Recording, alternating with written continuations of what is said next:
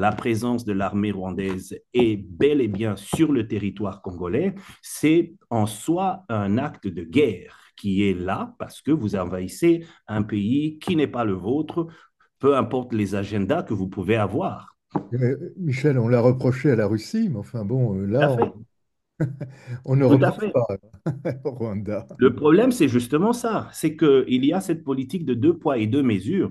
Quand ça vous arrange, tout le monde essaie juste de demander, écoutez, il faudrait prendre des accords, je ne sais pas, par exemple, avec les BRICS ou par exemple la Russie. Vous vous rendez compte qu'une simple milice se retrouve dotée des armes qui sont supérieures aux forces de la MONUC qui est sur place.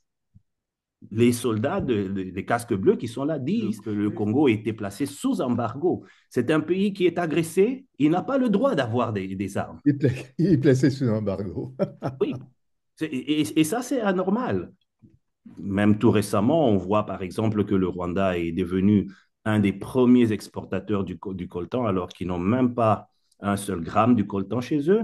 C'est connu de tout le monde, c'est su de tout le monde, mais tout le monde préfère regarder ailleurs, circuler, il n'y a rien à voir. Et actuellement, l'Union européenne, en signant ce contrat, sachant très bien que le Rwanda n'a pas de coltan et certains minerais qui sont en train d'utiliser dans leurs échanges avec l'Union européenne, ils se portent non seulement comme de resellers parce que le Rwanda vole au Congo, ils se comportent non seulement comme étant des resellers, mais aussi comme des gens d'une forme de mafia. Alors avant d'écouter Michel, qui va nous parler du Congo, j'aimerais vous demander, si cela vous intéresse, de me joindre sur mon site philippebuffon.org pour, pour essayer de partager votre colère ou votre plaisir sur certains points de l'actualité. Voilà, c'est Parole d'internaute. Parole d'internaute, je crois que je suis le seul à vous donner la parole sur le web, à tout le monde. Voici Michel qui nous parle du Canada sur le Congo. Alors, Exact. les problèmes du Congo commencent quand, Michel?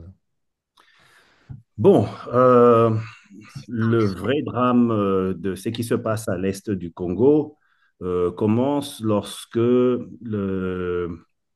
des réfugiés rwandais finissent par traverser la frontière après le phénomène du génocide qui a eu là-bas. Donc, l'armée de l'actuel président Kagame qui poursuit les personnes qui seraient les génocidaires traversent la frontière.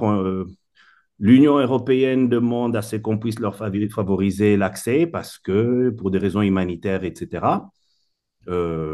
C'est accordé. Entre-temps, le Zaïre de l'époque était justement dans une période assez difficile Mhm. et Mobutu venait de partir, Kabila père venait de prendre le contrôle du pays avec l'appui du Rwanda. Ce qui fait que quand les réfugiés rwandais sont venus s'installer au Congo, on a constaté ce phénomène où l'armée rwandaise a poursuivi les réfugiés jusqu'à massacrer aussi bien les personnes qu'ils ont trouvées dans des camps de réfugiés que la population locale. Et ça n'était pas la seule fois où il y a eu ce genre de problème. Donc, il y Oui, a eu... en disant que c'était des génocidaires, parce qu'il disait que ces Ah oui, réfugiés étaient des Hutus qui avaient qui avaient, bon, commis des choses contre les outils. Mais est-ce que c'est vraiment à cause de ça? bon, il y avait, au-delà de qui est visible, il y a des agendas cachés. Et dans les agendas cachés, il y a le fait que on a une région du pays qui est extrêmement riche, qui fournit le coltan, l'or et autres choses, et Vraiment. autres produits. Oui, c'est vraiment très riche en termes miniers et un pays qui sort justement de ce conflit-là, qui a besoin de se répartir, a besoin des ressources. Et au-delà justement du fait qu'on poursuivait les personnes qui étaient présentées comme des génocidaires au Congo, il y avait aussi cette mainmise qui devait être implantée sur certaines ressources. Aujourd'hui, le pays, le Rwanda, s'est reconstruit avec beaucoup des choses qui nous sont présentées comme étant des achèvements, des accomplissements du pays. Et donc, nécessairement, si jamais on creuse un peu, on s'aperçoit que les ressources ne sont pas seulement les assistances des différentes communautés européennes ou anglo-saxonnes, mais il y a aussi les ressources minières. Euh, Même tout récemment, on voit par exemple que le Rwanda est devenu un des premiers exportateurs du coltan, alors qu'ils n'ont même pas un seul gramme du coltan chez eux. C'est connu de tout le monde, c'est su de tout le monde, mais tout le monde préfère regarder ailleurs, circuler, il n'y a rien à voir. Et donc, il y a eu plusieurs agendas qui étaient intervenus. Il y a bien sûr euh, cette vengeance qui devait se faire. Il y a eu cette possession du territoire et des ressources. Mais je pense aussi qu'il y a ce besoin d'étendre un peu les limites des frontières. Il y a eu très longtemps ce projet, cette idée de balkaniser la région. C'est un terme qui est très populaire dans la communauté congolaise. Dès qu'on parle de la balkanisation, tout le monde parle de l'Est parce que on trouve que le Zaïre de l'époque, la RDC d'aujourd'hui, est extrêmement grand, difficile à gérer. Ça serait vraiment favorable de pouvoir diviser ça en plusieurs morceaux. Comme ça, chaque portion pourrait être mieux gérée. Mais les personnes qui veulent gérer ces portions-là ne sont pas nécessairement les personnes qui recherchent le bien-être des gens, ils recherchent plutôt le bien-être de leur portefeuille. Alors, les anglo-saxons, depuis très longtemps, étaient, enfin, même pendant que Mobutu était là, les anglo-saxons étaient derrière les Rwandais pour essayer de l'envoyer promener, hein. Ah oui, définitivement. Que Euh, il y a eu on des a vu. combats, il y a eu des combats entre l'armée de Mobutu et, et les Rwandais. Mhm. Ah, les Rwandais, oui, c'est ça. Où il y a eu des conseillers militaires américains qui ont été tués et on a relevé leurs plaques. Et ça, je me rappelle très bien qu'il y avait à ce moment-là, on avait relevé des conseillers militaires américains qui étaient contre Mobutu pour descendre Mobutu. Oui, mais ça fait partie justement d'un vieux projet. Parce que pour certaines nations anglo-saxonnes, avoir le contrôle, déjà, le Zaïre de l'époque, c'était le contrepoids contre la Russie pendant la période de la guerre froide, contre l'URSS de l'époque, pas la Russie, l'URSS de l'époque. Donc, il fallait qu'il y ait une nation qu'on pouvait contrôler, etc. On connaît dans quelles circonstances Mobutu est arrivé au pouvoir, on connaît comment les choses se sont développées avec l'appui de ces nations anglo-saxonnes. Et par la suite, quand ils ont usé et abusé de tout ce qu'ils pouvaient tirer, ben, ils devaient se chercher un nouveau champion pour pouvoir reprendre le contrôle dans la zone parce que il fallait nécessairement garder une main mise sur le secteur. Et pour ça, il fallait trouver quelqu'un d'autre qui était prêt à jouer le rôle de proxy pour ces nations-là. Donc, c'est un vieux projet qui datait même d'avant l'intervention de Kabila Père avec l'appui de l'armée rwandaise et ougandaise. Donc, c'est un vieux projet. Puisque Mobutu a été déstabilisé à cause de ça, en particulier. Absolument. Absolument, absolument, parce que Mobutu ne faisait plus l'affaire, il ne convenait plus, il fallait nécessairement Il fallait avoir quelqu'un d'autre qui pourrait nous donner beaucoup plus d'accès par rapport à ce qu'on avait jusque-là. C'était ça un peu la logique par rapport à ça. Et puis moi, je me rappelle quand je suis allé au Congo, c'était en 80, la dernière fois, je crois que c'était 99. Mhm, euh, il y avait déjà un mouvement à Goma pro-rwandais, et mhm. ce mouvement avait été né parce que Kabila, père, avait voulu nationaliser les mines. Oui, mais, Immédiatement, il y a eu une révolution. mais ça a toujours été cela. Euh, Dès le moment où ils avaient la possibilité d'avoir un certain contrôle du secteur, ils étaient les meilleurs amis de tout le monde. Mais dès qu'on leur retirait ce qui était à leur avis, leur droit le plus légal d'avoir une main mise sur un secteur, ils se sont sentis floués et ils ont décidé de se battre pour cela. Et c'est quelque chose qui s'est passé à cette époque-là et ça continue jusqu'à aujourd'hui.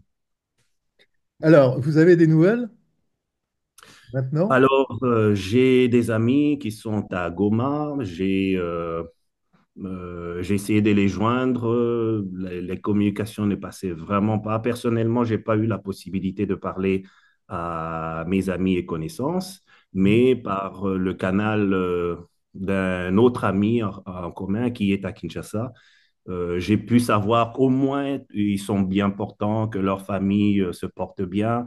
Ils ont passé le temps des événements de Goma enfermés chez eux à la maison, cloîtrés, sans pouvoir communiquer avec euh, pas d'électricité, pas d'eau et si vous n'aviez pas de ressources à la maison, des réserves à la maison, ben, vous êtes cuit. Bien entendu, bien entendu. Mais aux dernières nouvelles, il se porte bien, autant que cela puisse être. Mais quand on sait que la milice de M23 est très agressive et très létale pour la population locale, il faut voir les cas des morts. Il y a des cadavres qui traînaient encore sur les rues. euh, on s'inquiète par rapport à eux. Du jour au lendemain, les choses peuvent évoluer, les choses peuvent prendre une autre tournure. Et ce sont des choses qui sont documentées, ce sont des choses qui sont à la connaissance de tout le monde. On sait ça a été déclaré par l'ONU, ça a été déclaré par les personnes qui sont sur place. La présence de l'armée rwandaise est bel et bien sur le territoire congolais. C'est en soi un acte de guerre qui est là parce que vous envahissez un pays qui n'est pas le vôtre, peu importe les agendas que vous pouvez avoir. Michel, on l'a reproché à la Russie, mais enfin bon, Tout là, à fait. on ne Tout à reproche fait. pas au Rwanda. Le problème, c'est justement ça, c'est qu'il y a cette politique de deux poids et deux mesures. Quand ça vous arrange, tout le monde essaie juste de demander, écoutez, il faudrait que vous puissiez discuter entre vous, essayer de trouver des solutions. On compatit, on condamne sévèrement les choses, mais ça s'arrête là. Et quand on voit ce qui s'est passé, par exemple, entre la Russie et l'Ukraine, on ne s'est pas seulement contenté de condamner, on a carrément pris des actions, des sanctions, etc. Et jusqu'à aujourd'hui, on continue à avoir des trains des sanctions qui continuent de se faire.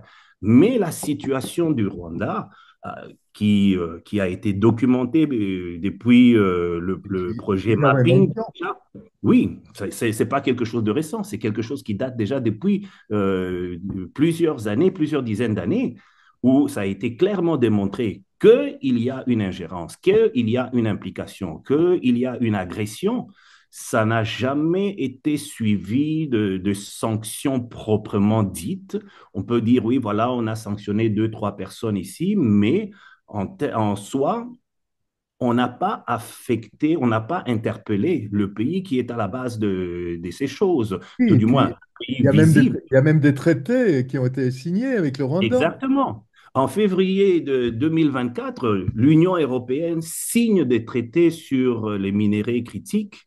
Et moi déjà, à l'époque, quand l'Union européenne était en train de dire que d'ici 2030-35, il faudrait que tout le circuit des véhicules soit des véhicules électriques, etc., moi, ça m'avait déjà interpellé. Je me disais, quand on sait qu'il y a à peu près 70-80% des ressources de coltan dans cette zone-là et que ce sont justement des ressources qui sont utilisées dans la fabrication de ces véhicules électriques, etc., quand ils disent que à partir de 2030, 2035, on va mettre en place des structures pour que tous les véhicules soient électrisés, ça voudrait dire que là où il y a 70% ou 80% des ressources, Mm. Tout à fait. et c'est ça qui est dommage parce que on voit d'une part l'Union européenne donner des leçons et d'autre part faire des choses qui sont contraires. On voit une Madame van der Leyen qui vient donner des tas de solutions, mais quand elle-même se trouve dans des situations avec Pfizer et le dossier Pfizer et autres, euh, tout le monde se tait. On voit la France avec le président Macron, qui pour moi, personnellement, pour moi, Macron et le président Macron est le pire de président français et qui arrive plein d'orgueil, d'attitudes où il veut donner des leçons aux gens, alors que lui-même, les principes de démocratie, soi-disant qu'il préconise, chez lui-même, il ne le respecte N'applique pas. pas. Il ne le respecte pas. Alors, c'est bien de vouloir donner des leçons, mais commencez d'abord par balayer chez vous. Si jamais vous-même, vous ne savez pas appliquer cela, ne demandez pas aux autres de suivre le modèle. Donc, c'est toutes ces choses-là qui font que, à un moment, et personnellement, ça c'est mon attitude, je pense que le Congo ne devrait pas vivre dans une position où on va demander seulement aux gens, écoutez, il faudrait condamner, il faudrait condamner. Il faudrait sortir de cette position d'attente que l'Union européenne va faire C'est quelque clair. chose, que les États-Unis va faire quelque chose. Non, chacun d'entre eux est en train de fonctionner en fonction de ses intérêts à lui. Comme je ne sais, le disait le président de Gaulle, on n'a pas d'amis, on n'a que des intérêts. Et ils ont leurs intérêts, et ils vont toujours fonctionner en vertu de leurs intérêts. Si leurs intérêts consistent à laisser le Rwanda faire la Nouba comme ils veulent dans la zone, ils vont les laisser faire. Vous vous rendez compte qu'une simple milice se retrouve dotée des armes qui sont supérieures aux forces de la MONUC qui est sur place. Les soldats des casques bleus qui sont là disent que Oui, oui, ces oui. militaires sont mieux équipés, ils ont des meilleures armes par rapport à nous. D'autre part, il n'y a que tout récemment que ça a été dégagé, mais le Congo a été placé sous embargo. C'est un pays qui est agressé, il n'a pas le droit d'avoir des armes. Il est placé sous embargo. Oui, et ça, c'est anormal. Et c'est toutes ces choses-là qui montrent qu'il y a définitivement un agenda derrière. Et moi, je recommanderais, entre autres, par exemple, pour avoir plus de détails sur ce genre de choses, de lire, par exemple, le livre de Charles Onana, qui est très bien documenté là-dessus. J'ai un autre compatriote qui est à Montréal, Monsieur Mbeko, qui lui aussi est vraiment très versé dans la chose. Il suffit que les gens prennent le temps de regarder un peu sur le net, ben, ils vont voir ce qu'ils disent, documenté, justifié. Et le dernier livre de M. Onana est vraiment documenté avec tous les éléments qui montrent les implications des nations anglo-saxonnes dans ce qui se passe. Et oui, oui. Donc, je ne sais pas, qu'est-ce que le Congo peut faire? Parce que voilà. Je pense que le Congo devrait appliquer la même politique, regarder ses propres intérêts. Parce que Bon, pour le d'accord, moment, mais le Congo semble chercher des amitiés et que les amis viendront les soutenir, etc. C'est un peu la logique de la solidarité africaine, c'est ce mais dans c'est ce ce qu'ils font, cas-là, c'est ce qu'ils font actuellement quand même. oui, Ils mais commencent regardez, à par lier exemple, amitié avec la Chine, etc., etc. oui, ben je pense qu'il faudrait essayer de sortir de ce simple cas de s'attendre à ce que l'Union européenne va faire quelque chose, etc. Non, il faudrait prendre des accords, je ne sais pas, par exemple, avec les BRICS ou par exemple la Russie, Mhm. dire, écoutez, euh, pour le moment, nous ne bénéficions absolument pas de nos ressources parce Oui. ils sont pillés, etc. Ben, écoutez, on va définitivement prendre des engagements Avec avec d'autres. vous, de vous accorder un certain pourcentage sur nos ressources, mais en contrepartie, ayons les armes qu'il faut, ayons les ressources qu'il faut, ayons les moyens qu'il faut, parce que au-delà de la situation qui sévit au niveau de l'armée congolaise, il y a le fait qu'il y a ce manque de ressources qui fait que quand vous vous retrouvez face à une milice qui a des missiles, qui a des missiles sol-air qui peuvent détruire des drones et des choses semblables, alors que vous, de votre côté, vous n'en avez pas, c'est clair que vous allez avec un désavantage. Oui, la possibilité pour le Congo d'avoir d'autres alliés.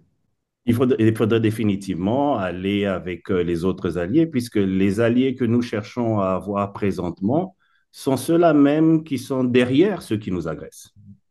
Où est alors l'intérêt d'avoir ces personnes comme étant des alliés si jamais ils soutiennent ceux qui viennent contre nous?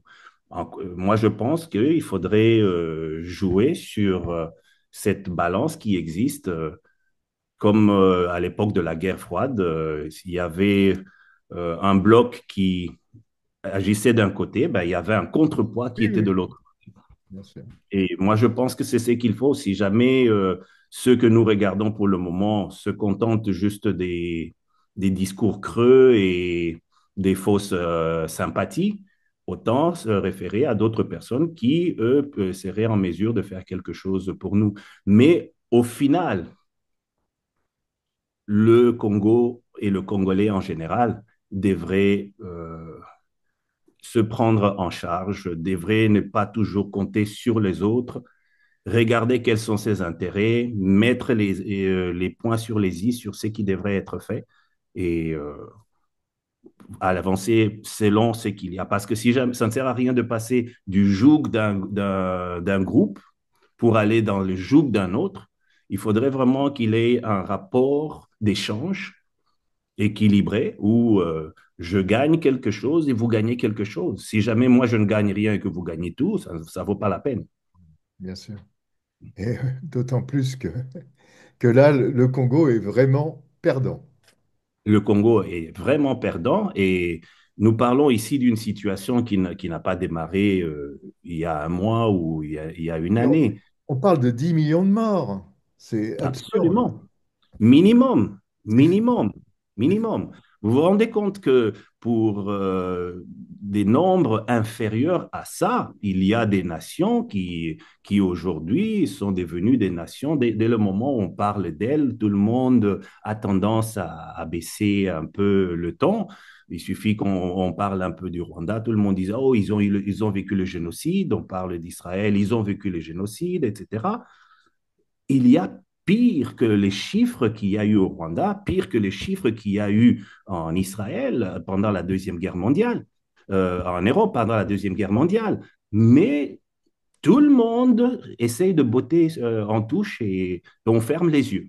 C'est comme si jamais la vie des Congolais ne valait rien, comme si jamais ils étaient moins hommes que les autres. Et c'est ça qui est Exactement. choquant, c'est ça qui est choquant. Oui. Eh bien, écoutez, Michel, merci. Merci et Compris? à bientôt.